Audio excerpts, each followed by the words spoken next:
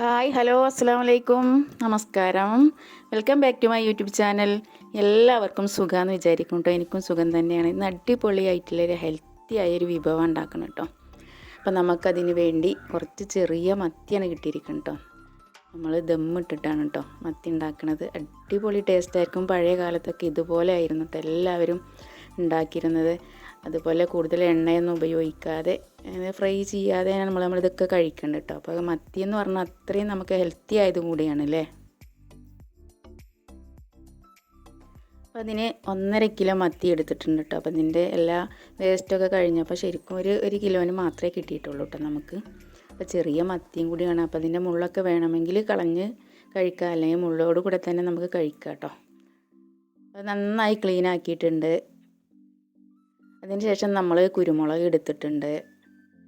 നമ്മളെ വീട്ടിലുള്ള കുരുമുളകാണ് കേട്ടോ. അപ്പോൾ അത് പച്ച കുരുമുളകാണ് എടുത്തിരിക്കുന്നത്. അതുപോലെ തന്നെ നമ്മൾ ചീനമുളകും അതുപോലെ ഇഞ്ചിയും ഒക്കെ നമ്മളെ വീട്ടിൽ ഉണ്ടാക്കി തന്നെ എടുക്കണം കേട്ടോ.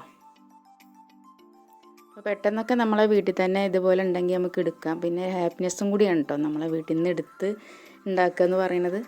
അതിന് വേണ്ടി കുറച്ച് ചീനമുളക് എടുത്തിട്ടുണ്ട്. പിന്നെ 2 തരം ചീനമുളക് എടുത്തിട്ടുണ്ട് കേട്ടോ. പിന്നെ പച്ചമുളകും അതുപോലെ പുളിയുടെ ഇല ബെസ്റ്റാണ് കേട്ടോ. അതിലേക്ക് നമ്മൾ പുളിയല്ല ചേർക്കണത്, തക്കാളി ഒന്നും ചേർക്കണില്ല കേട്ടോ. അപ്പോൾ പുളിയുടെ ഇല എന്ന് പറഞ്ഞാൽ അത്രയും നല്ലതാണ്. അതിന് വേണ്ടി ഒരു ഇഞ്ചിയും നമ്മളെ വീട്ടിലുള്ള തന്നെയാണ് കേട്ടോ. അപ്പോൾ ഒരു ബക്കറ്റിൽ ചെറിയൊരു കഷ്ണം വെച്ചതായിരുന്നു. നന്നായിട്ട് തഴച്ച് വളർന്നിട്ടുണ്ട്. നമ്മൾ ചാണകപ്പൊടിയും അതുപോലെ തന്നെ കരിയിലയും ഒക്കെ ഇട്ട് കൊടുത്ത കാരണം അപ്പം നമുക്ക് വേണ്ട എത്രയാണ് വേണ്ട വെച്ചാൽ അത് നമുക്ക് എടുക്കാം കേട്ടോ. പിന്നെ അതിൽ വന്ന് പുതിയ പുതിയ മുളകൾ വരും ചെയ്യും. അതുപോലെ തന്നെ പുളിയുടെ ഇലയാണ് കേട്ടോ. നല്ല തളിരില നോക്കി എടുക്കണം കേട്ടോ. അപ്പോൾ അതും നമ്മളെ വീട്ടിലുള്ളത് തന്നെയാണ്. എന്തായാലും പ്രകൃതി രമണീയമായ സ്ഥലങ്ങളാണ് കേട്ടോ നമ്മളെ ചുറ്റുവട്ടമൊക്കെ. അപ്പോൾ ഇതുപോലുള്ള എല്ലാതും നമ്മളെ വീട്ടിൽ നട്ടു വളർത്ത സ്ഥലം ഉള്ളവരൊക്കെ കേട്ടോ. അങ്ങനെ ഇഞ്ചിയും വെളുത്തുള്ളിയും ചെറിയ ഉള്ളി മാത്രം എടുത്തിരിക്കണം കേട്ടോ. വലിയ ഉള്ളി എടുത്തിട്ടില്ല, നമ്മൾ സവാളയൊന്നും ഇതിലേക്ക് എടുത്തിട്ടില്ല. അപ്പോൾ ചെറിയ ഉള്ളിയാണ് ഇത് ഏറ്റവും ബെസ്റ്റ് കേട്ടോ. അങ്ങനെ 2 പച്ചമുളക് എടുത്തിട്ടുണ്ട്. കുരുമുളകും എല്ലാം കൂടി നന്നായി ഒന്ന് അരച്ചെടുക്കുന്നുണ്ട് കേട്ടോ. ഇതിലേക്ക് മഞ്ഞൾപ്പൊടിയും മുളകും കൂടി ഇട്ട് കൊടുക്കുന്നുണ്ട്. പിന്നെ എരിവിനനുസരിച്ച് നമുക്ക് ചേർക്കാം കേട്ടോ. അപ്പോൾ കുരുമുളകൊക്കെ നന്നായി ഇടുക കാരണം നന്നായി എരിവൊക്കെ ഉണ്ട്. നന്നായി അരച്ച പേസ്റ്റ് പോലെ ആക്കിയിട്ടുണ്ട്. പച്ച നിറത്തിലാണ് കേട്ടോ നമ്മളെ എല്ലാം അരച്ചപ്പോൾ കിട്ടിയത്.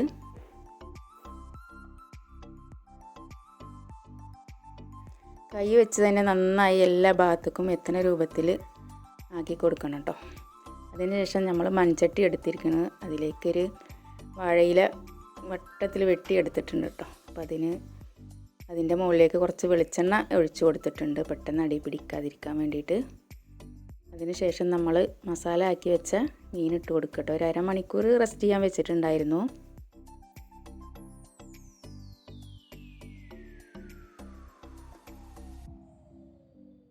നല്ല ഹെൽത്തി ആയതാട്ടോ. നമ്മൾ പ്രായമായവർക്കും കുട്ടികൾക്കും ഒക്കെ കൊടുക്കട്ടോ. അപ്പോൾ എരിവ് കുറച്ച് കഴിക്കണ കുട്ടികളാണെങ്കിൽ അതിനനുസരിച്ച് നമുക്ക് മാറ്റിയെടുക്കാം കേട്ടോ. എരിവ് കുറച്ചിട്ട് അത് അടുപ്പത്ത് വെച്ചിട്ടുണ്ട്. അതിനുശേഷം നമ്മളതിലേക്ക് തീയിൻ്റെ കണൽ അതിൻ്റെ മുകളിൽ ഇട്ട് കൊടുക്കുകയാണ് കേട്ടോ. കുറച്ച് വലിയൊരു പാത്രമാണ് ഇവിടെ ഉണ്ടായിരുന്നത്, അലുമിനിയം പാത്രമാണ് വെച്ച് കൊടുത്തിരിക്കുന്നത്.